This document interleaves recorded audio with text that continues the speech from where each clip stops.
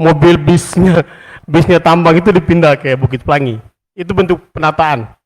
Ya sudah tidak digunakan di tambang, tarik dia. Padahal di situ sudah sudah jadi ikon wisata itu ya. Ikon, katanya ikon wisata, katanya. Cuma sampai hari ini juga saya juga belum pernah melihat mobil itu sebesar apa.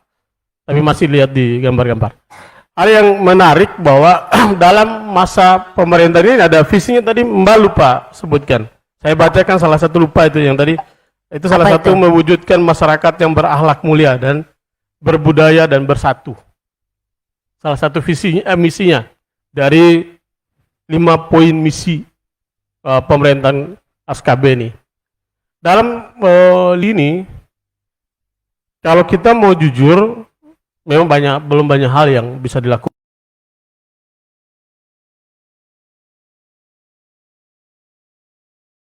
Tapi minimal bahwa Pak Ardiansa dan Pak Kasmidi itu benar bukan orang baru di Kutai Timur ini, bukan orang baru yang memimpin. Dua-duanya mantan legislatif, dua-duanya pernah wakil bupati pernah, dan sekarang Pak Ardiansa bupati. Seharusnya mereka punya kemampuan untuk menjalankan kebijakan Kutai Timur ini, tidak perlu banyak belajar. Mereka udah mampu untuk gerak cepat dalam waktu setahun terkait dengan bagaimana menata pembangunan di Kutai Timur yang baik. Nah, hal ini yang saya melihat, mungkin teman-teman juga melihat, kalau saya salah bisa dikoreksi bahwa yang dilakukan oleh pemerintah ini masih hal-hal yang normatif, hal-hal yang biasa saja, belum ada hal yang luar biasa. Penyelesaian juga belum selesai terkait dengan beberapa pembangunan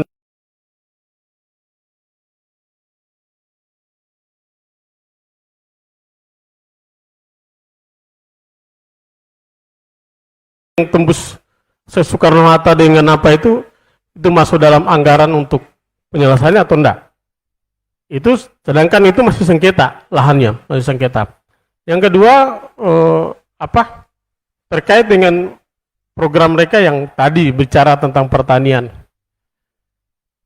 Saya sampai hari ini tuh masih bertanya-tanya ya, program pembangunan pertanian ini lahannya di mana? Sedangkan kita tahu lahan di Kutai Timur itu sudah separuh sudah dikuasai oleh perkebunan.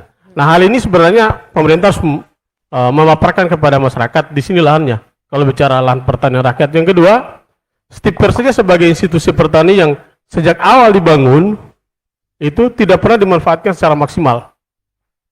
Bahkan antara alumni Stipper sendiri saking jengkelnya saling berdebat. Ya, tidak ada manfaatnya kita ini buat apa? Bubarkan saja. Gitu. Jadi kenapa? Itu bukan karena ekspresi bahwa ketidakmampuan dari kita sebagai alumni Stipper, tapi ini sebagai ekspresi kecewa sebagai masyarakat bagaimana pemerintah ini tidak memaksimalkan potensi yang ada untuk membantu mereka, mendorong supaya apa yang menjadi visi mereka terkait dengan pertanian itu betul-betul terlaksana dengan baik. Yang terakhir bahwa persoalan penataan birokrasi juga sampai hari ini saya melihat juga belum maksimal. Seharusnya itu bisa maksimal. Pelayanannya harus dipercepat dan bagaimana bahwa program-program di sini nih Pak, yang dikatakan Pak Ordi, kita butuh sekda yang ke depan yang menjadi penglima dalam mengkomandoi program pemerintah. Tapi saya melihatnya aparat pegawainya setiap kali kalau mereka lebih berpatok pada berbasis anggaran. Kami nggak punya anggaran, kami nggak punya dana. Saya ada satu saat Pak Ordi diskusi dengan dinas perikanan kelautan. Kita mau diskusi tentang bagaimana sih program mereka untuk memanfaatkan potensi perikanan kelautan timur. Alasan yang paling klasik adalah bicara tentang anggaran. Mereka nggak punya anggaran. Ternyata benar. Anggaran yang diambil oleh pemerintah itu bukan prioritas tentang untuk memanfaatkan potensi perikanan kelautan dan pertanian, tapi anggaran lebih kepada proyek-proyek yang tadi, proyek-proyek ya Bukit Pelangi. Mungkin folder ini dalam setahun ini belum ditata, mungkin bisa lagi tahun depan bisa ada muncul proyek-proyek begitu. Nah, ini yang seharusnya saya berharap kepada anggota DPR Kutai Timur bisa share APBD tahun 2022 ini kemana aja sih? Biar kita tahu dong. Sesuai enggak dengan program yang mereka, jangan sampai muncul solar cell baru lagi. Karena solar cell ini sampai hari ini belum selesai juga. Belum selesai dan tidak tahu juga rimba proses hukumnya seperti apa.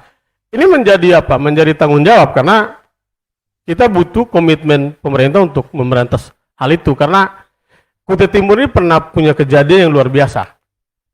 Kejadian tadi kepala daerah dan ketua pimpinan DPR yang ditangkap. Dan kita berharap yang akan datang tidak akan terjadi seperti itu. Nah, hal ini yang sebenarnya menarik malam ini kita untuk menggali. Dan sayang sekali ya, kalau saya sayang yang hadir malam ini kan hampir semua bukan yang mengeksekusi program itu, tapi seharusnya malam ini bisa pemerintah juga bisa hadir sehingga kita juga ingin tahu biar enggak sepihak dari argumentasi kita ingin tahu sejauh mana sih yang dikerjakan, yang direncanakan pemerintah ini pada tahun 2021 apa-apa saja mereka lakukan, terus tahun 2022 ini mau ngapain? Ini baru akhir Februari, berarti menjelang Maret dan segala Maret masuk triwulan pertama pasti sudah mulai melaksanakan kegiatan-kegiatan. Nah ini yang harus kita tahu apa yang mau dilakukan. Cuma malam ini mendadak pemerintah, ya sayang kalau mereka nggak hadir, nah memanfaatkan forum ini untuk coba sebagai ruang penjelasan kepada kita semua yang hadir pada malam hari ini. Mungkin sementara itu dari saya. Sekian dan terima kasih. Baik, terima kasih Bung Alex Bajowawo. Mungkin itu menjadi evaluasi juga kita ke depannya untuk bisa mungkin